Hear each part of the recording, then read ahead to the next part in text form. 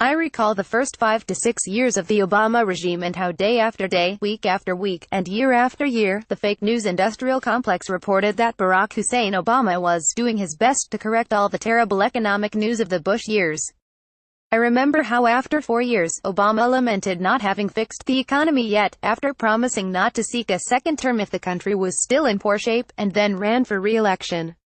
Why? Because there was still a lot of work to be done. The FNIC propped up his administration's failings for the entire 8 long years of this excruciatingly annoying process of America in a slow death spiral. We heard about Bush's terrible economy almost as much as we're hearing about Trump's approval ratings hitting an all-time low. Oh, yeah, FNIC, don't think we didn't notice that you're putting up that headline weekly.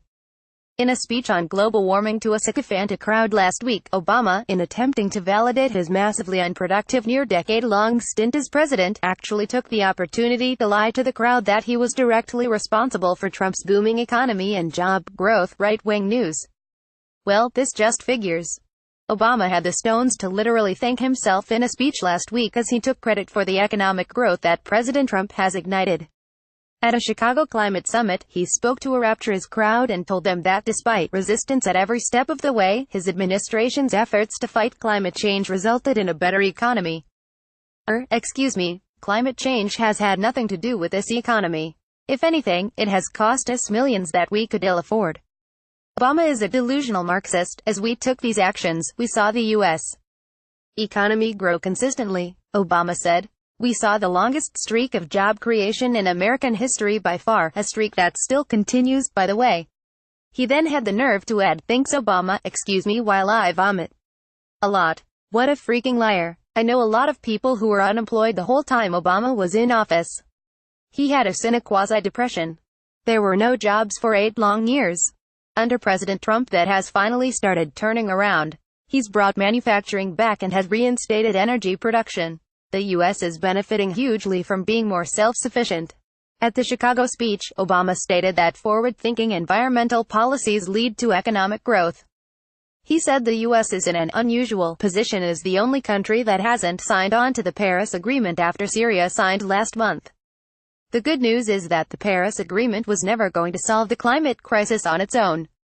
It was going to be up to all of us, Obama informed the gathering of mayors from around the world who were there to sign the Chicago Climate Charter. The agreement, modeled on the Paris Agreement, commits individual cities to bringing down their carbon emissions. Since Trump has been in office, the stock market has skyrocketed 30%. We are on course for a third quarter with over 3% growth.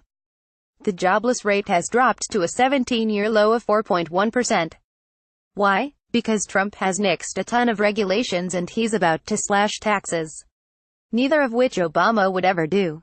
Business leaders and economists both give all the credit for this to President Trump. U.S. Rep.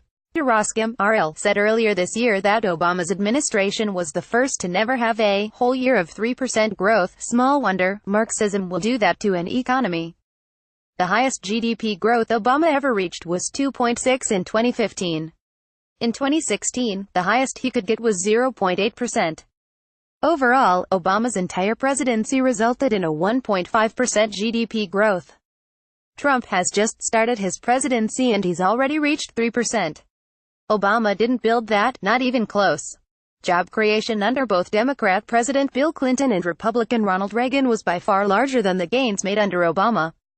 What is truly amazing about all of this is that the same man who years ago assured us that he and all the King's men were completely dumbfounded as to how to fix the economy, that it was so much worse than anyone was aware, is now attempting to convince us that he planned the American economy out in such detail that at precisely the 9-year mark after his anointing, the economy would suddenly blossom forth into this rose of magnificence, unseen since the Reagan years.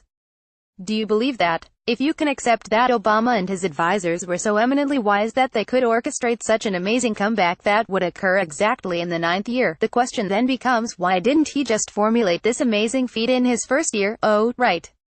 Because only Donald Trump can do that, apparently. Source, Right-Wing News. Barack Obama, Chicago, Donald Trump, Economy, Speech.